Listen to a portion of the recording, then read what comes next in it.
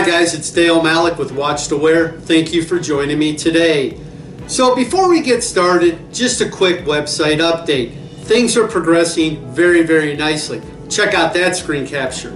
Now that's one cool looking dashboard, or as Watch2Wear calls it, a watchboard.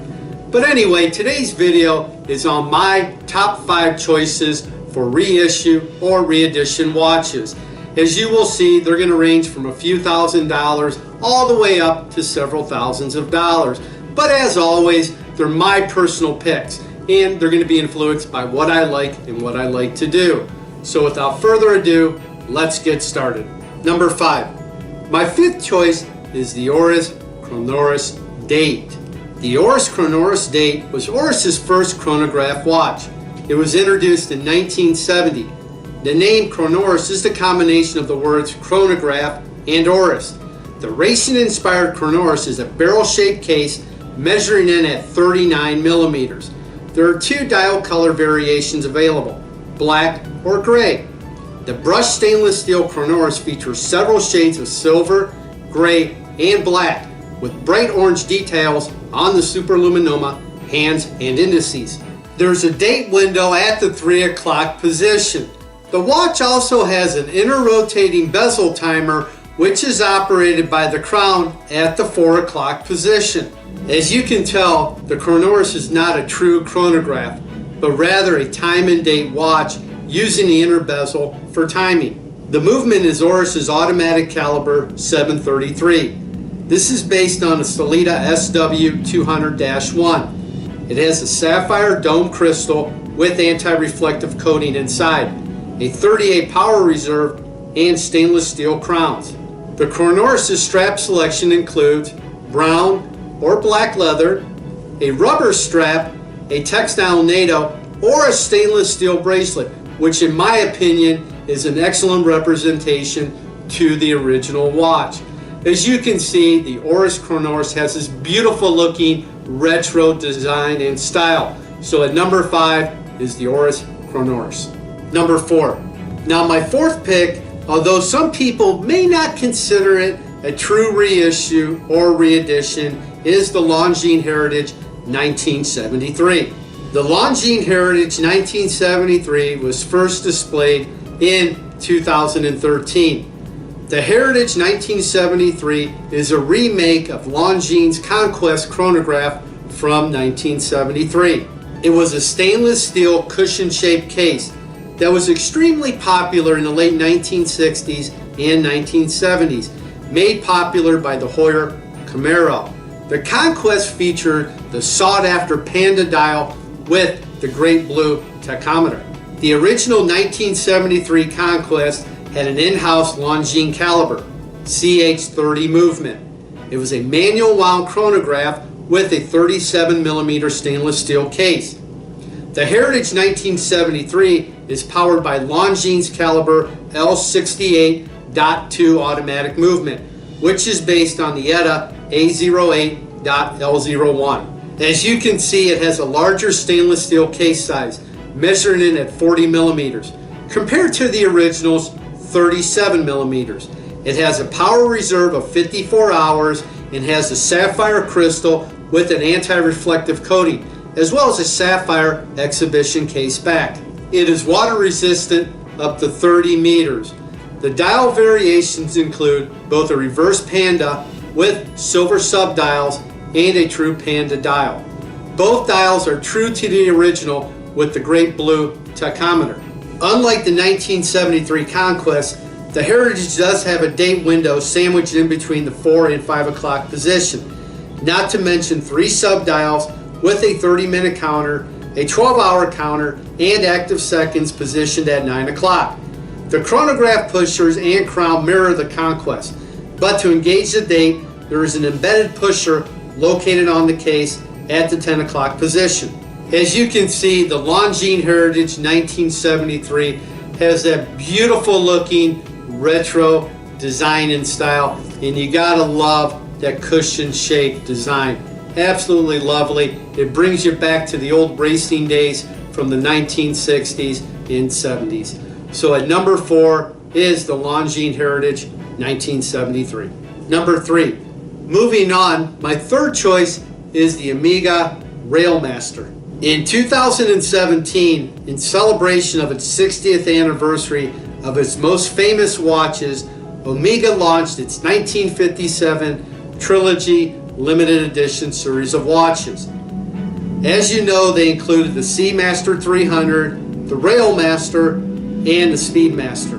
All three watches were considered Omega's new collection of tool watches. The 1957 Railmaster was originally designed for individuals such as electrical engineers, scientists, and technicians working in the presence of strong electromagnetic fields. Its main competitors at the time were Rolex's Milgauss, reference number 6541, launched in 1954, and IWC's Ingeniero, reference number 666, launched in 1955. As I mentioned in my previous video, Omega was producing watches for the British Armed Services. Then in 1954, the RAF was requesting watches that were capable of resisting magnetic fields generated by the Spitfire's radio engines. Now this proved to be the perfect fit for the future of the Railmaster, since Omega was already prototyping anti-magnetic watches as early as 1952, when they made an anti-magnetic watch for the British Royal Air Force. Through the use of a copper finish movement, double case, a thick dial, and iron dusting, the original Railmaster, reference number CK2914, had a magnetic resistance of 1,000 Gauss. Unfortunately, due to its unpopularity, in 1963, Omega discontinued the Railmaster. However, going forward from time to time, Omega would launch in short production runs the Railmaster for a limited basis. The limited edition Railmaster featured the same case and design, but obviously with significant improvements to its anti-magnetic properties. It had a fake tropical finish dial with the broad arrow handset, and the 38mm case size was the same dimension as the original Railmaster. There are numerals at 3, 6, 9, and 12, with Omega's trademark luminous triangles at each hour. It has a scratch-resistant sapphire crystal with anti-reflective treatment inside and is powered by Omega's caliber 8806. It is a self-winding movement with a coaxial escapement, certified master chronometer. It has a power reserve of 55 hours and is water resistant up to 200 feet. And compared to the original Railmaster's magnetic resistance of 1,000 Gauss, the re-edition provides 15,000 Gauss. Keeping true and paying homage to the original Railmaster, the engraved case back features the Omega Seahorse with the limited edition insignia. As you can see, the Railmaster is just an absolutely beautiful watch. I really love those broad arrow handsets and especially that dial. It's just absolutely stunning. So at number 3 is the Omega Railmaster. Number 2. Now my second pick is Tag Heuer's Monaco reissue. The Heuer Monaco was introduced in 1969 in honor of Monaco Grand Prix. The Monaco was revolutionary for being the first automatic as well as the first square case chronograph using the chronomatic caliber 11 movement, and was the first water-resistant square case watch. In 1971, Heuer replaced the caliber 11 movement with the caliber 12 movement to improve the limited efficiency of the micro rotor and increase the strength of the mainspring. The Monaco's claim to fame was the result of the famous Hollywood actor Steve McQueen wearing the Monaco in the 1971 movie Le Mans. The original Monaco had a case size of 40mm by 38mm. It had round pushers with fluted edges, and the crown was on the left-hand side of the watch. This configuration was a requirement with the chronomat movement, and the Monaco did not have a continuous second hand. The dial was pale blue with red tipped hands and had black subdial hands and red 5-minute markers. It had a date window at the 6 o'clock position. The back of the case of the Monaco was engraved with the words Tool 033. This was the specific tool used and needed to open up the case. The Monaco was discontinued in 1975. During its tenure, it is estimated between 4,000 to 5,000 units of the various Monaco references were produced. Then in 1998, the Monaco was reissued with a new design. While the Monaco was reintroduced by Tag Heuer in 1997, the first reeditions were black only, and it wasn't until the year 2003 that the Monaco enthusiast could once again purchase the Monaco with the iconic blue color dial. In 2009, Tag Heuer launched the limited edition Monaco 40th anniversary model, reference number CAW211A. There were only 1,000 watches produced and it sold for over $10,000. This reissue was such a huge hit that it sold out instantly despite the hefty price. The 40th anniversary model had a 38mm case. It was the first Monaco to have a sapphire crystal. It was powered by the Yetta base caliber 11 movement, and the case back was engraved to signify and celebrate the 40th anniversary landmark. Going forward in 2015, Tag Heuer launched its second true reissued Monaco, reference number CAW211P. Compared to the 40th anniversary model, this model had a 39mm case and is powered by the Sellita base caliber 11 instead of the Yetta base caliber 11 movement. It does have a sapphire crystal in the dial, hands, indexes, tracks, subdials, and pushers are practically the same, although it does not have a commemorative case back. Instead, an exhibition sapphire case back and the dial colors are slightly different. As you can see from this latest reedition, the Tag Heuer Monaco is absolutely beautiful. It really is true to the original. And being a huge Steve McQueen fan, at number 2 is the Tag Heuer Monaco. Number 1. Now my number 1 pick is, drum roll please, is the Heuer Carrera 1964 reedition. The Heuer Carrera 1964 was launched in the year 1996, and as the name implies, it is the reedition for the famous and iconic Heuer Carrera. The original Carrera was introduced in 1963 under the leadership of Jack Heuer. Like its competitors, the Rolex Daytona and Omega Speedmaster, the Carrera's dial was made by the manufacturer Singer, and both the Daytona and Carrera movements were made by Valjoux.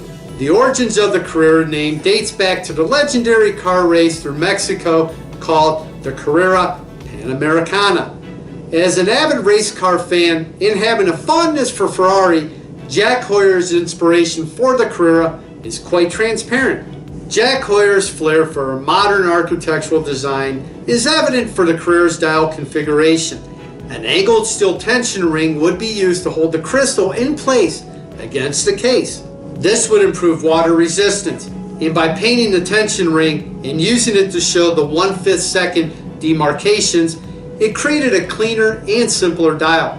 Consequently, the dial's legibility was very pronounced, and with the recessed chronograph registers, it added dimensionality to the watch. The Heuer Carrera 1964 reedition is very true to the original Heuer Carrera 2447D.